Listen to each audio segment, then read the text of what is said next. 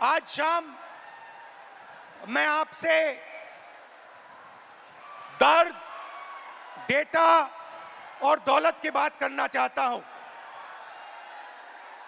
आपका दर्द, आपका डेटा, मगर आपका धन नहीं, जो आपका होना चाहिए, उनका धन। इन तीन चीजों के बारे में मैं आपसे बात करना चाहता हूं। ये आप हो, आप भारत की शक्ति हो, भारत की शान हो, भारत की स्ट्रेंथ हो। और जब मैं कहता हूं आप भारत की शक्ति हो, भारत की स्ट्रेंथ हो, मैं भीड़ की बात नहीं कर रहा हूं। मैं हर हिंदुस्तान के नागरिक, हर यूथ की बात कर रहा हूं, इंडिविजुअल्स की बात कर रहा हूं। आप सब में इंटेलिजेंस है, इमेजिनेशन है, कैपेसिटी है, और अगर ये देश आगे बढ़ेगा तो आपके बल पे, आपकी स्ट्रेंथ पे इस देश का फ्यूचर बनेगा। हिंदुस्तान के पास सबसे बड़ा, दुनिया में सबसे बड़ा यूथ का पॉपुलेशन है। 40 करोड़ युवा, आप जैसे युवा, एनर्जेटिक युवा इस देश में रहते हैं। ये इस देश की स्ट्रेंथ है। चाइना की बात होती है, अमेरिका की बात होती है, रशिया की बात होती है, इंडिया के यूथ के सामने, इंडिया के यूथ पोटेंशियल के सामने ये सब लोग कुछ नहीं है। 21वीं सदी में एक और चीज हुई है। 21वीं सदी में अगर देश प्रगति करता है तो दो चीजों के बल पे करता है। यूथ पोटेंशियल जो आप में है और डेटा जो आप क्रिएट करते हो। हिंदुस्तान के पास यूथ है और सबसे ज्यादा, दुनिया में सबसे ज्यादा डेटा हिंदुस्तान में है। 1 गीगाबाइट डेटा प्रति भारतीय प्रतिदिन इस्तेमाल करता है। और प्रगति होगी, फ्यूचर होगा तो डेटा और आपके पोटेंशियल पे होगा। युवा plus data is equal to 21st century economy.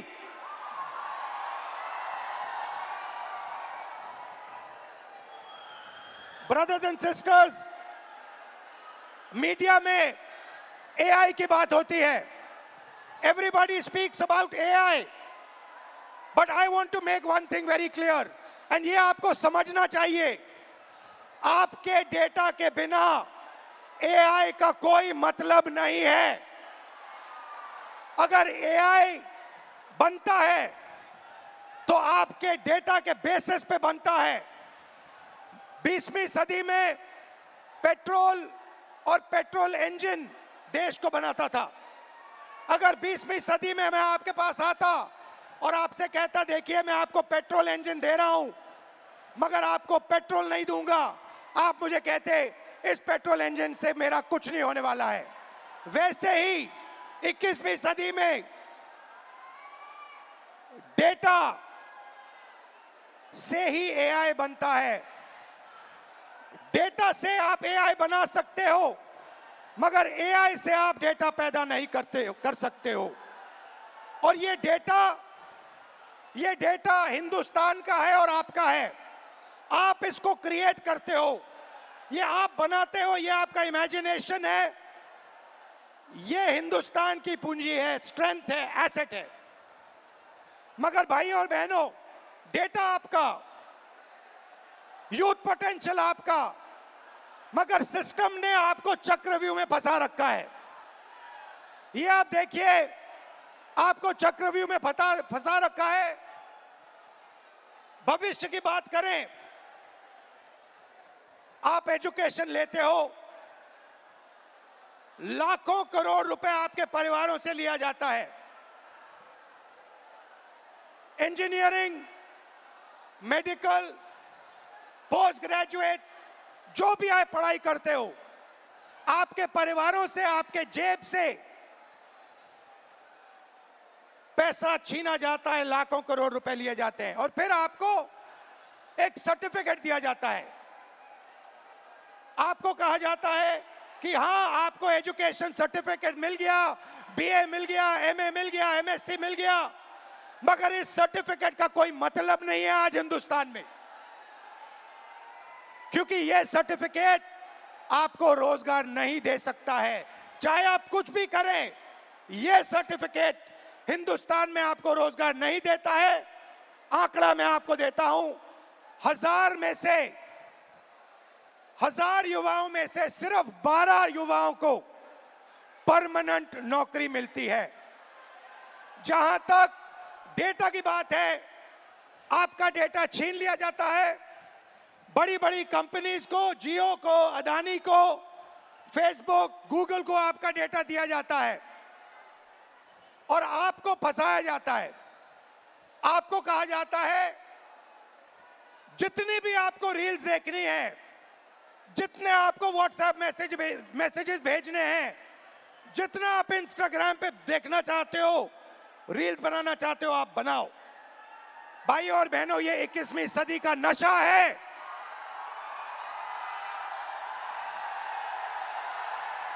ये 21वीं सदी का नशा है।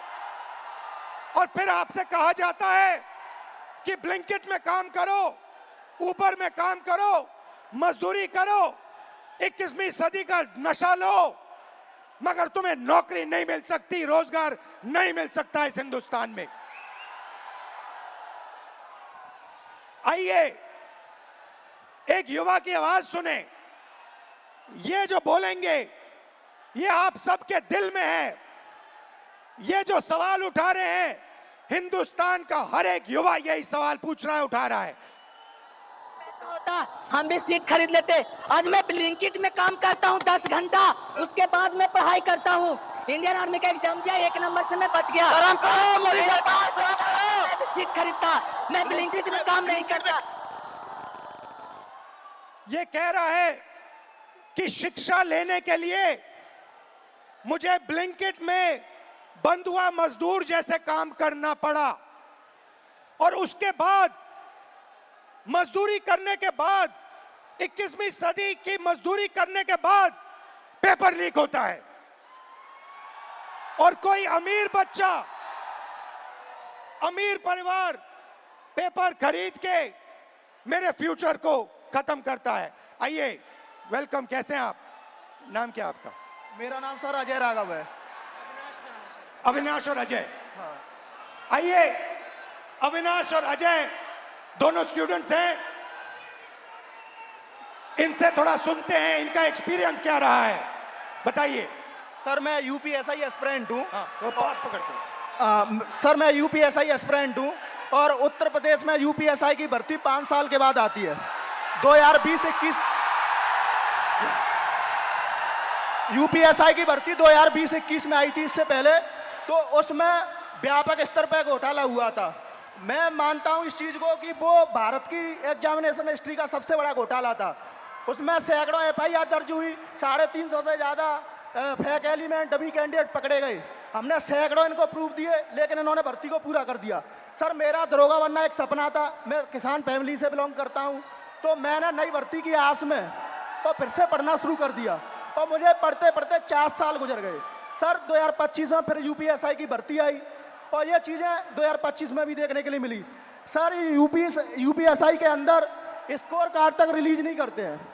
मैंने परीक्षा दी है, मुझे ये नहीं पता चल पाता है कि मेरे रॉ मार्क्स कितने हैं और मेरे नॉर्मलाइजेशन मार्क्स कितने हैं, क्योंकि अलग अलग शिफ्ट में पेपर होता है।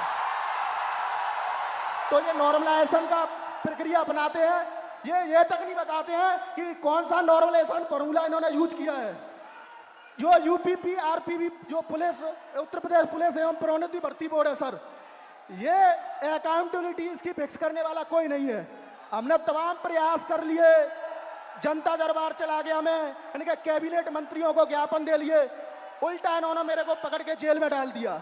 मेरा गुनाह अपराध सिर्फ इतना था कि मैं इनके जनता दरबार योगी जी से मिलने चला गया।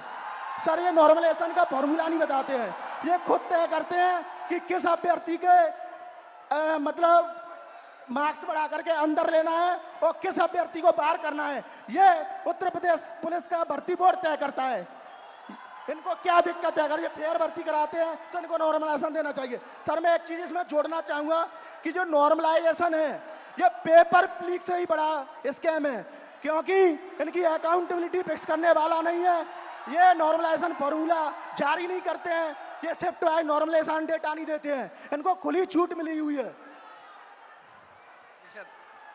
मेरा नाम अविनाश है, मैं इन्हीं छात्रों में से कोई एक जरूर हूं। चूंकि मैं ये कह सकता हूं सर कि मैंने अपनी तैयारी 2018 में शिक्षक भर्ती के लिए की थी। 2018 से आज तक मैं उसी की तैयारी कर रहा हूं। क्यों? सरकार के पास जगह खाली है, फिर भी वैकेंसियां नहीं दी जा रही हैं। उसके बाद ये होता क्यों है? सर ये सरकार की मानामानी है। इसमें सरकार अगर चाहे बच्चों से कि वैकेंसियां दे, प्रॉपर तरीके से चलती रहे। हम लोग ऐसा नहीं कि क्या कहते हैं एक डिमांड कर रहे हैं। 2018 से लेकर आज तक कई सारे धरना प्रदर्शन, कई सारे ज्ञापन ये दिए हैं।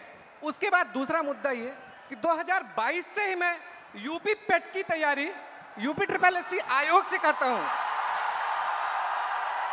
यूपी SSS आयोग 2022 से मैं तैयारी कर रहा हूं और उसकी भर्तियां आज भी ऑन रिकॉर्ड में बात कर रहा हूं कि कम से कम 9 से 10 वैकेंसियां आज तक क्लियर नहीं हुई है। और उसमें से बहुत सारी वैकेंसियां जिसके लिए हम लोगों ने लाठी खाई, ज्ञापन दिया, लोगों से जाके मिले कि हमारी दर्द, हमारे दुख को समझा जाए, लेकिन आज तक सरकार के कान में ये बात पहुंची नहीं है। इसमें से बहुत सारे ऐसे हमारे भाई बहन हैं जो उस चीज से पीड़ा में ग्रसित हैं। और बताइए। और सर ये है कि देखिए हमारी कुछ मांगे हैं, आपसे भी है, सरकार से भी है कि ये जो जितनी वैकेंसियां हैं उसका एक प्रॉपर कैलेंडर तैयार कर दें। आप चुनाव कराते हैं, 3 महीने में रिजल्ट देते हैं, आप हमारा रिजल्ट 5 साल में नहीं दे पा रहे हैं, पहली चीज। दूसरी चीज, हमारी वैकेंसियों का यूपी SSS स्पेशली कोई स्कोर कार्ड नहीं जारी करता है मेंस का। अगर उनको कुछ भी करना होगा वो रोल नंबर दे देंगे। मतलब अकाउंटेबिलिटी और ट्रांसपेरेंसी होनी चाहिए। जी एग्जैक्टली यही चीज है। आपने लाखों रुपए लगाए होंगे पढ़ाई में। जी सर, 2018 से आज तक। हाँ जी। और आपका एक्सपेक्टेशन था कि इस पैसे से, शिक्षा से आप आगे बढ़ पाओगे। जी सर एग्जैक्टली। अब आपको क्या लग रहा है? अब क्या आपका प्लान क्या है? सर अब प्लान ये है कि हम भर्तियों का इंतजार करते हैं, क्या पता अगली पंचवर्षीय भी बीत जाए, इसकी भी कोई श्योरिटी नहीं है। और फिर 3-4 बार एग्जाम करते हो, बीच में पेपर लीक हो जाता है। सर ये इशू तो बहुत सारे हैं। अभी एक यूपी PSC का था, RO का, मैं खुद उसका अभ्यर्थी था। एक बार पेपर हुआ, दोबारा पेपर लीक हो गया था, फिर उसके बाद दोबारा हुआ वो पेपर। लेकिन वो जो हमारा टाइम गया वो हमें कौन देगा? बिल्कुल, जो हमारा टाइम गया, हमारा पैसा। जब आपका पेपर लीक हुआ आपको क्या फीलिंग आई? अंदर क्या लगा आपको, यार ये क्या हुआ, क्या करें क्या? मतलब ये होता है ना सर, कभी कभी एग्जैक्टली मैं बता रहा हूँ, उस 10 बाई 10 के कमरे में कभी आप बैठ के सोचिए कि अगर हमारा पेपर लीक हो गया, हम किससे बात करें अपनी, किसको अपना मुंह दिखाएं कि यार अब मेरा इस बार नहीं हुआ, पेपर लीक हो गया, मैं किससे जाके कहूँ? और सालों आपने मेहनत की, घंटों आपने मेहनत की और 1 सेकंड में पूरा खत्म हो जाता है। सर एग्जैक्टली यही चीजें होती हैं।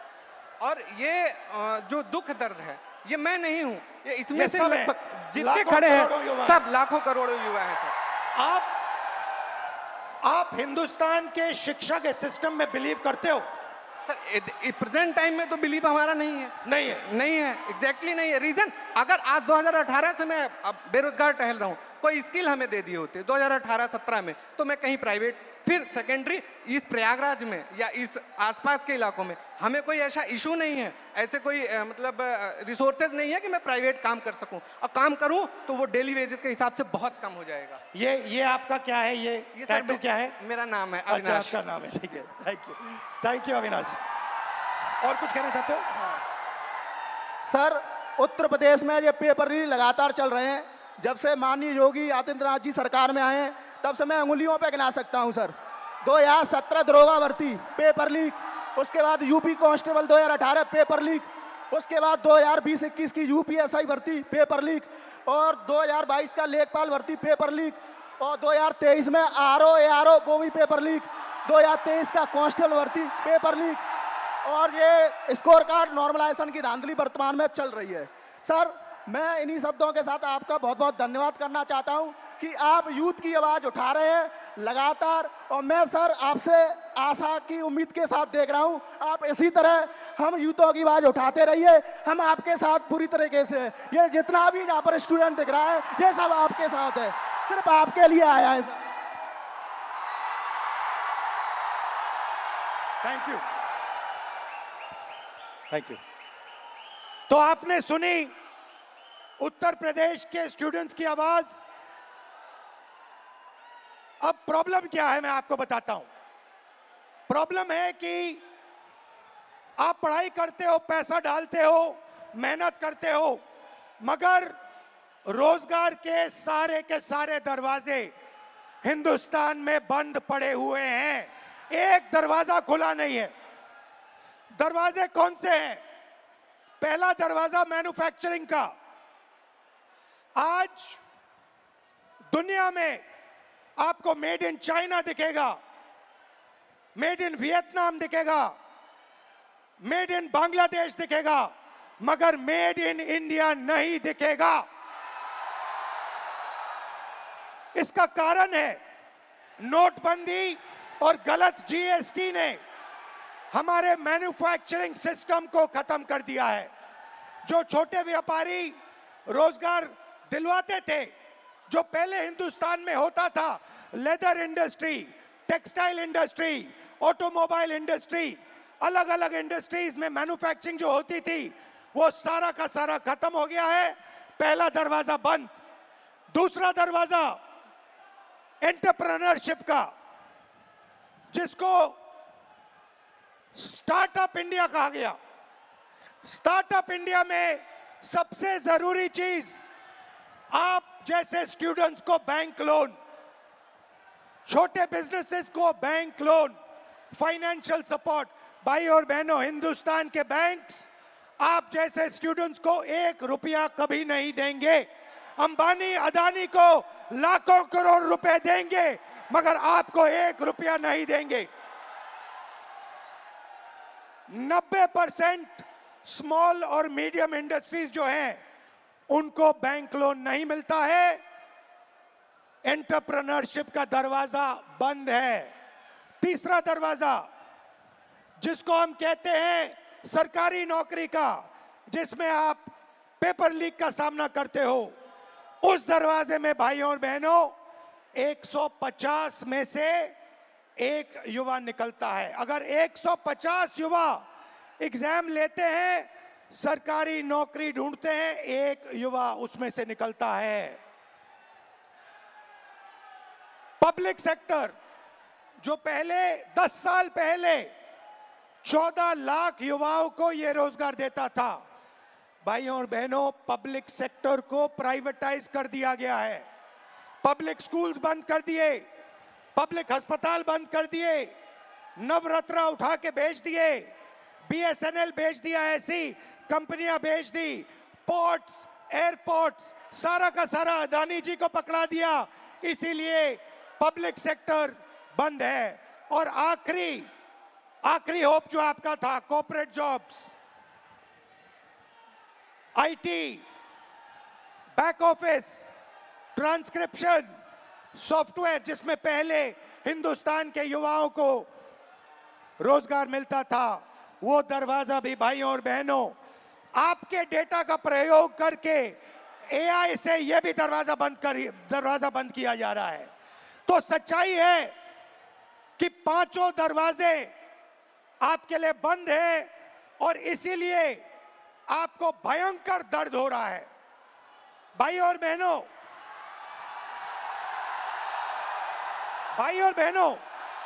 मैं सिस्टम की बात कर रहा हूं। यह सिस्टम क्या है और यह सिस्टम को कौन चलाता है?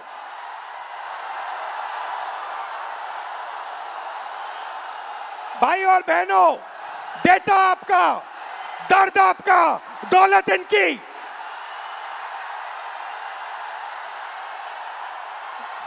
मर्द आपका, डेटा आपका, दौलत इनकी। ये सिस्टम है। अंबेडकर जी ने कहा था सोशल, पॉलिटिकल, इकोनॉमिक। ये देखिए, ये है इकोनॉमिक, पैसा, अदानी। इनकी आमदनी 10 साल में 30 गुना बढ़ी है। ये पहले ग्लोबल रिच लिस्ट में 600 नंबर पे हुआ करते थे, 10 साल के अंदर ये दूसरे नंबर पे पहुंच गए। ये पूरे सिस्टम को फाइनेंशियल सपोर्ट देते हैं। बीच में पॉलिटिकल, मोदी जी, अमित शाह जी। बीजेपी का बैलेंस 150 करोड़ रुपए का होता था बैंक में, आज इनका बैंक बैलेंस 10,000 करोड़ रुपए का है।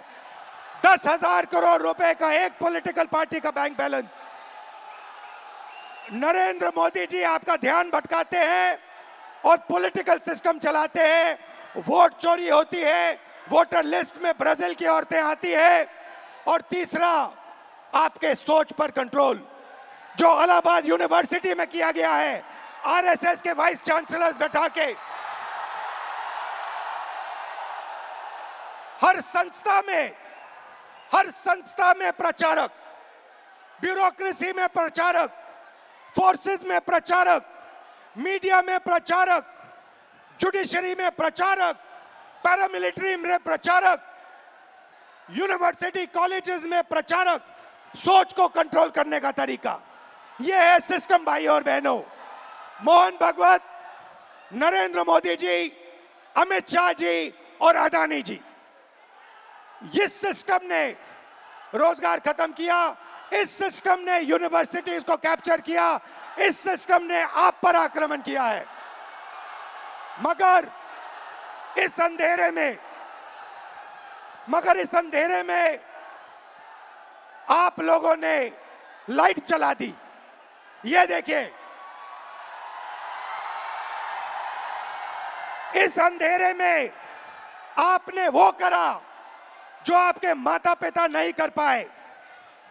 वो अपने डर का सामना नहीं कर पाए, मगर हिंदुस्तान के स्टूडेंट्स, हिंदुस्तान के युवाओं ने अपने डर का सामना किया और देश को बदल दिया।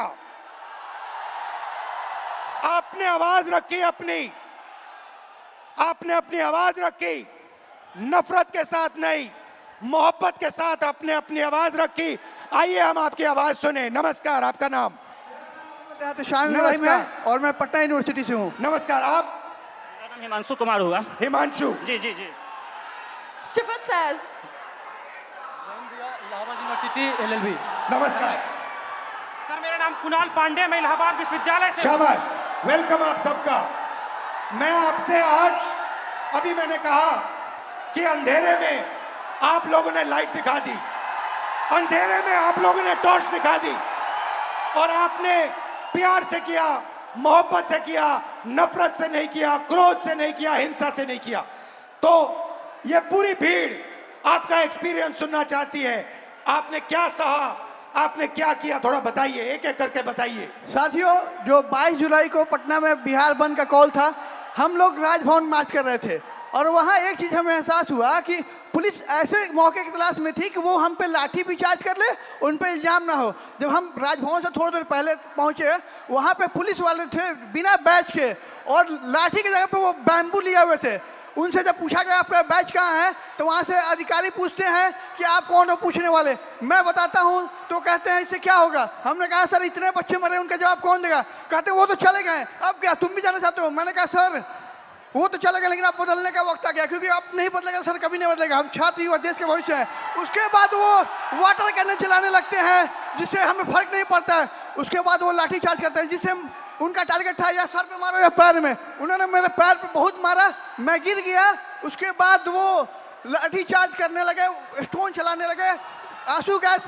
और एक बात मैं आपको बता दूं, जब मैं गिर गया उसके बाद जो DSP हैं वो आके दोबारा मेरे पेट पे मार दी, जबकि मेरा लेग डैमेज था। कुछ छात्र मुझे वहाँ से उठा के ले जाते हैं, साइड रखते हैं। पुलिस वाले आगे कहते हैं ये छात्र थोड़े हैं, इसको तो जेल भेजना चाहिए। इवन वो एम्बुलेंस नहीं आने देते हैं। मुझे 3 इडियट की मूवी की तरह स्कूटी पे हॉस्पिटल ले जाना पड़ता है। बीच में आ जाओ, बीच में आ जाओ। जैसे सर मैंने बताया कि वो एम्बुलेंस तक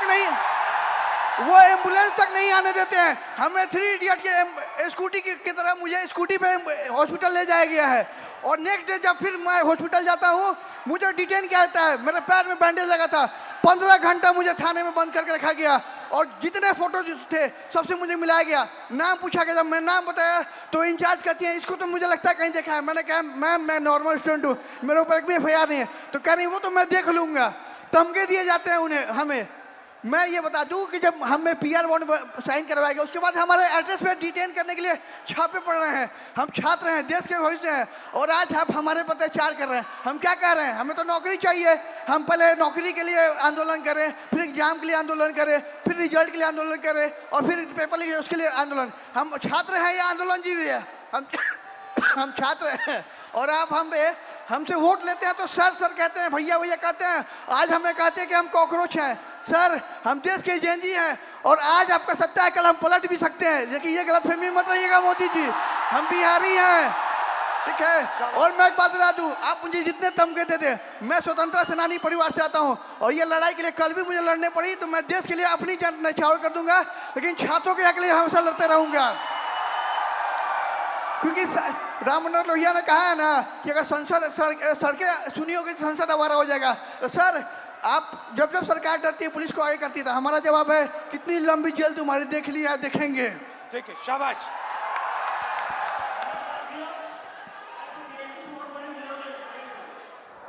सर मैं मतलब कि मैं बीएड हमारी मम्मी करवाई थी ज़मीन बेचकर।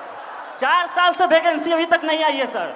जब आंदोलन करने जा रहा हूँ तो सर मतलब कि सम्राट चौधरी का गुंडा जो कि पुलिस जो हम लोग को लाठी से मारती है और जेल भेजती है।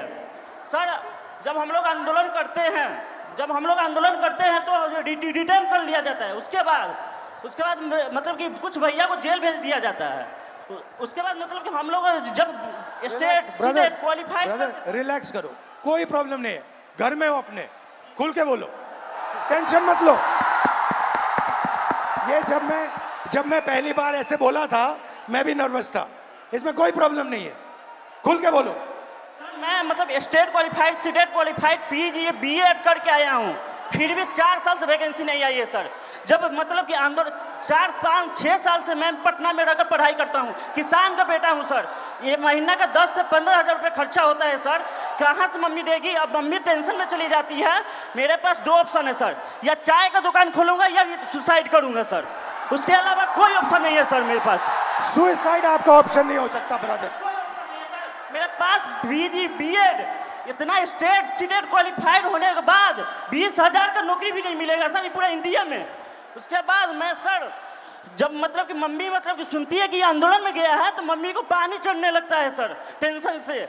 उसके बाद सर मतलब हमारे एक मंत्री हैं बिहार के, अशोक चौधरी नाम है सर, वो 56 साल के होकर वो प्रोफेसर बने हैं सर, जो कि नीतीश कुमार के राइट हैंड है सर। वो कैसे बन गए सर? बिना बिठाओ तो इंटरव्यू का कैसे बने सर? एक सीट खा गया सर ये मतलब युवा का। अच्छा आपके फैमिली ने कर्ज लिया? सर जमीन बेच के मतलब BEd किया हूँ सर। सोच लीजिए कि हम किस लेवल के हैं फैमिली सर। अभी तक 4 साल से वैकेंसी नहीं आई है सर। सोचिए हर महीना सर हम मतलब वैकेंसी डेट निकाला जाता है, लेकिन निकलता नहीं है सर। आज भी सितंबर में एग्जाम का डेट दिया हुआ है, अभी तक फॉर्म नहीं आया है सर। फिर आंदोलन करूंगा, फिर थाना में जमा होऊंगा, लेकिन डरूंगा नहीं सर इस सम्राट चौधरी के गुंडा से। शाबाश शाबाश, बहुत अच्छा बोले।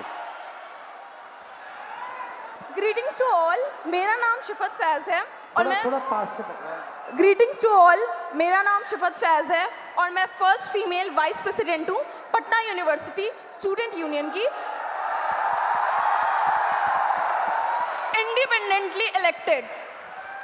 जब 20 तारीख को दिल्ली के जंतर मंतर के प्रोटेस्ट के दौरान पुलिस और गवर्नमेंट के थ्रू स्टूडेंट पर ब्रूटली मारा पीटा गया, उन पर वाटर कैनाल्स फेंके गए, उन पर टीयर गैसेस चार्ज किए गए, उसके खिलाफ 22 जुलाई को पटना में स्टूडेंट्स ने प्रोटेस्ट का कॉल दिया। वहाँ स्टूडेंट्स मौजूद हुए और पीसफुल प्रोटेस्ट उन्होंने स्टार्ट किया, लेकिन फिर बिहार पुलिस और बिहार सरकार ने स्टूडेंट के साथ फिर से ब्रूटली ट्रीट किया, उन्हें मारा और रातों रात उनके घर से उन्हें डिटेन कर लिया जाता है बिना इस जानकारी के कि वो कौन से पुलिस स्टेशन में है, वो कौन से किस थाने में है। इन सब हमने 23 जुलाई को पेपर लीक के खिलाफ, स्टूडेंट ब्रूटैलिटी के खिलाफ और बिना अनलॉफुल वे में डिटेन होने के खिलाफ एक प्रोटेस्ट रखा अपने यूनिवर्सिटी के कैंपस में। लेकिन हमारे प्रोटेस्ट स्टार्ट करने से पहले ही वहाँ पर पुलिस, सीआरपीएफ और एसडीएम मौजूद थे। सर, हम छात्र हैं और हमें एज अ वाइस प्रेसिडेंट मुझे यूनिवर्सिटी के गेट से घुसने नहीं दिया जा रहा था। फिर भी क्योंकि मेरा वो प्रोटेस्ट था, हम लीड करने के लिए जैसे तैसे घुसे। हमारे कुछ फेलोज जो प्रोटेस्ट ज्वाइन करने आ ही रहे थे, उन्हें पुलिस गेट से ही भगा देती है और कुछ फेलोज को लाठी चार्ज कर डिटेन कर लेती है बिना किसी मेडिकल ट्रीटमेंट के। उनका सर 10 से 12 घंटा फूटा रहता है पुलिस स्टेशन पे।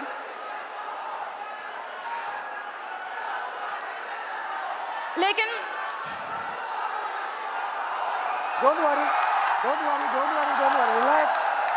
लेकिन उस रात हमें छोड़ दिया जाता है। लेकिन अगले सुबह से बिहार की सड़कों पे जो स्टूडेंट प्रोटेस्ट नहीं भी कर रहे थे, उन्हें उठा लिया जाता है लाइब्रेरी से, उनके घर से, बिना किसी पुलिस वारंट को।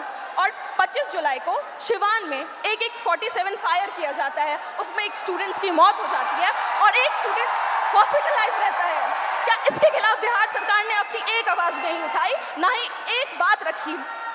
खैर, आप सब जानते हैं कि बुराई का अंत होता है और हमारी जीत हुई। 25 जुलाई को जब आप लोग धर्मेंद्र प्रधान की इस्तीफा की खुशी मना रहे थे, तब बिहार के छात्रों में अलग सा डर और भय मौजूद था। उन्हें कहीं से भी कभी भी अरेस्ट कर डिटेन कर लिया जाता और उन्हें किस पुलिस स्टेशन में भेजा जाता, इसका कोई अता पता नहीं है। चलिए अब हम बिहार के महिला शिक्षा व्यवस्था पर बात करते हैं। जब एक बिहार की लड़की अपने पढ़ाई के लिए लड़ती है तो सबसे पहला लड़ाई उसका उसके घर वाले से होता है। वो जैसे तैसे घर से निकल तो जाती है, फिर बिहार सरकार वैकेंसी नहीं निकालती है, फिर उसके लिए वो प्रोटेस्ट करती है, वैकेंसी निकालती है, फिर पेपर लीक हो जाता है, फिर उसके लिए वो प्रोटेस्ट करती है, फिर प्रोटेस्ट करती है, उसी दौरान उन्हें मारा जाता है, डिटेन कर लिया जाता है, अरेस्ट कर लिया जाता है। हम स्टूडेंट हैं, कोई प्रोटेस्टर नहीं है, और फिर बिहार सरकार इसी चक्रव्यूह में हमें छोड़ देती है। खैर, यही है हमारे बिहार का शिक्षा व्यवस्था। और सर, हमारा गवर्नमेंट से यही अपील है कि अगर आपको लगता है कि हम आपके डिटेन और अरेस्ट से डर जाएंगे तो ये आपकी गलतफहमी है। और सर, कल को अगर आप गवर्नमेंट रूलिंग पार्टी बने तो हमें ये एक्सपेक्ट है कि जैसे आप आज स्टूडेंट्स के खिलाफ, स्टूडेंट के साथ खड़े हैं, वैसे कल भी खड़े रहे। बिल्कुल सर, आपसे यही उम्मीद है। थैंक यू, शाबाश।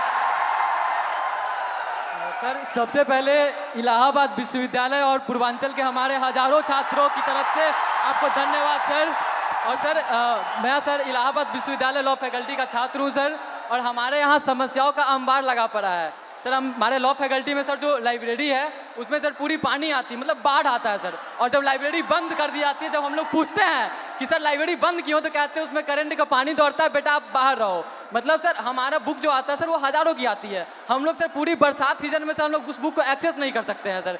और हमारे साथी जो सर प्रोटेस्ट पे बैठे हुए पिछले 1 महीने से सर, तो उन्होंने जब उनकी सर बहुत बेसिक मांगे सर, जो एक ह्यूमन के लिए सर जो चाहिए सर, उनको सर प्रॉपर सैनिटेशन के लिए सर जो प्रॉपर वॉशरूम साफ पानी चाहिए छात्र संघ के लिए, और उन्होंने 400% सर फीस वृद्धि किया है सर। यहाँ हमारे पूर्वांचल के हजारों साथी हैं सर, उनसे पूछिए, उनके बिल्कुल सर 400% सर इका बैग, उनसे पूछिए सर। हमारे घर के सर जो मैक्सिमम इनकम होती है सर 70% से ज़्यादा लोगों के पास वो 8,000 रुपये है सर। और हमारे जो हॉस्टल की फैसिलिटीज और फीस है सर वो 30-30 हज़ार रुपये कर दी गई है, पूरे देश भर में सबसे महंगी सर, सबसे महंगी। इवन उनको जो हमारे जो संघ के आका ऊपर के बैठे हुए सर, उनका कार्यक्रम विश्वविद्यालय में होगा, लेकिन हम बच्चे अगर जा करके कहें कि मैम, या फिर हमारे जो DSW सर है उनसे कहें कि हमारा डिबेटिंग सोसाइटी है, कुछ कल्चर है, आप एक प्रोग्राम करवा दो, तो हमको सर 15-20 ज्ञापन देने पड़ते हैं। उसके बाद भी हमें मिलते हैं सिर्फ ताने कि तुम लोग मतलब कुछ नहीं करो। पानी के लिए सर जो हम लोग DSW कार्यालय गए, उनसे कहें कि सर वाटर कूलर में कीड़े आते हैं, तो वो कह रहे हैं कि विश्वविद्यालय पानी पीने की जगह नहीं है,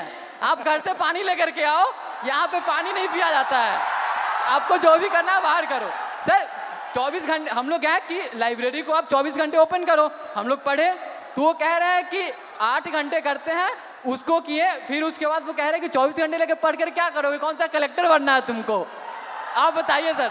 अब हमारे इलाहाबाद से सर, इलाहाबाद विश्वविद्यालय से सर इतने सारे प्रधानमंत्री निकले, इतने मुख्यमंत्री निकले, और वहीं पे छात्र संघ को सिर्फ इसलिए बंद कर दिया गया है क्योंकि गरीब घर के लड़के कभी भी राजनीति में ना आ पाए और बड़े घर के लड़के आकर के जो है सो उसको सत्ता संभाले। हम लोग हमेशा सर गुलामी करें, हमारी मानसिकता ऐसी बना दी जा रही है। और अगर आप कुछ भी बोलो तो उनके से संघ के गुंडे पाल रखे हैं। अभी 2 दिन पहले की बात है सर, आपने भी कमेंट किया था उस पर सर, आपकी आवाज़ उठाए, हमारे लिए सर फिर से धन्यवाद सर। हमारे साथी आशुतोष मौर्य, सौरभ गरवाल, शिवम यादव, ये लोग बैठे थे सर, हम लोगों पे सर पीछे गेट से जो उनके जो प्रॉक्टर सोकल जो गार्ड उनके होते हैं जिनमें किन्हीं का नेम प्लेट नहीं लगा सर, हम लोग अगर 10 बार आन जान करेंगे हमें 10 बार दिखाना, उनमें से किन्हीं का नहीं है सर। वो पीछे वाले गेट से सर कम से कम 60 से अंदर लड़के भेजे और उसके बाद वो आए और बर्बरता से हमसे झगड़ा हुआ सर, हम लोगों से सर, मतलब उनकी हाथापाई, मतलब हम लोग बैठे थे, हमारा सारा सामान छीन लिया गया, हम लोग को भगा दिया गया, हम लोग को मजबूरन सर वहाँ पे पीछे पुलिस भी खड़ी थी सर, हमारे यूनिवर्सिटी की थाना है सर, 2 पुलिस वाले पीछे खड़े हैं और वो 2 लोग थे सर। और दिन जब हम लोग रहते हैं तो वहाँ पे सर 3-3 गाड़ियाँ आकर के लगती है, ऐसे लगता है कि हम लोग कोई आतंकवादी बैठे हैं, अंदर जा करके क्या ही कर लेगा ये लोग।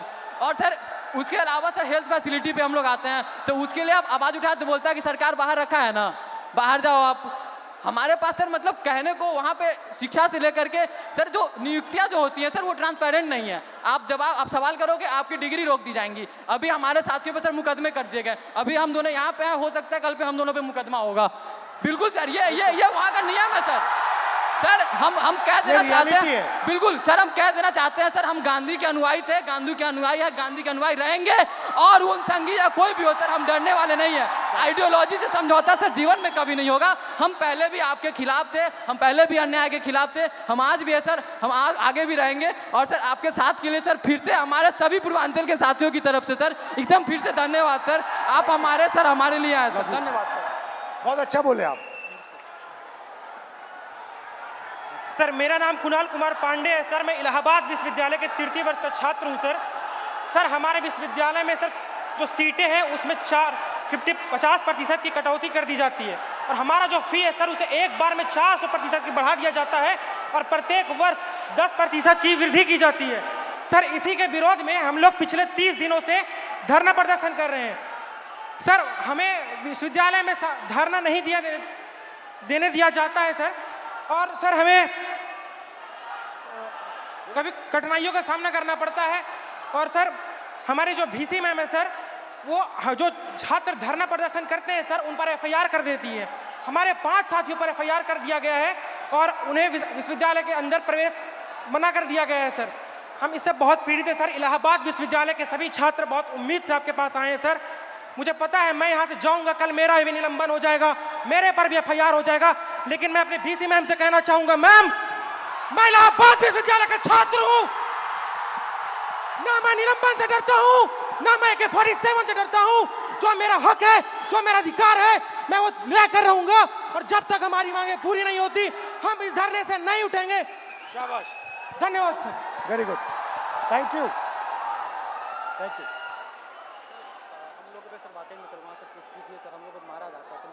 अब मुझे बुला लो, मैं आ जाऊंगा। हाँ, अलंकार है, मुझे बुला लो, मैं आ जाऊंगा। ठीक है, घबराओ मत। Very good. तो ये थी बिहार और उत्तर प्रदेश और इलाहाबाद यूनिवर्सिटी की आवाज। अब मैंने आपसे कहा कि आपने अंधेरे में टॉर्च जला दी, आपने हिंदुस्तान के स्टूडेंट्स को जगा दिया। आप सब अब बात समझ गए हो। मैंने आपसे सिस्टम की बात की। हम नफरत से और हिंसा से कभी काम नहीं करेंगे। हिंदुस्तान का कल्चर सत्य और अहिंसा का है, नफरत का नहीं है। और एक भी स्टूडेंट के दिल में नफरत नहीं होनी चाहिए, सिर्फ मोहब्बत होनी चाहिए। मैंने आपको पिछली स्लाइड में मोदी जी की फोटो दिखाई, अमित शाह जी की फोटो दिखाई, अदानी जी की दिखाई, मोहन भागवत की दिखाई, मगर नफरत नहीं करनी है, सिस्टम बदलना है। प्यार से, मोहब्बत से, नफरत से नहीं। सिस्टम को खत्म, टाटा बाय बाय करना है। आप सबका दिल से बहुत बहुत धन्यवाद, इस रिस्पांस के लिए धन्यवाद। और जो आप प्रोटेस्ट कर रहे हैं, जो आप अपने हक की लड़ाई लड़ रहे हैं, उसको आप करिए, मैं आपके साथ उसमें खड़ा हूं, खड़ा रहूंगा। है जैसे सर ने कहा, खत्म tata bye bye bye. Bye, खत्म टाटा बाय बाय। और बदलाव तो आ रहा है सर, और आएगा भी। आज क्या है, हम सब यहाँ एकत्रित हुए, एक जेंजी मोमेंट हम आपके साथ क्रिएट कर लें, बताइए, है ना? क्या है, जेंजी में सेल्फीज बड़ी कॉमन है। चलिए, फोन है, ये हमारा फोन तैयार है सर, हम सब तैयार है सर के साथ सेल्फी के लिए।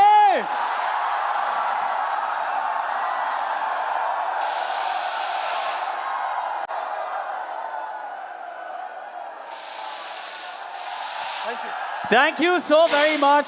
लवली।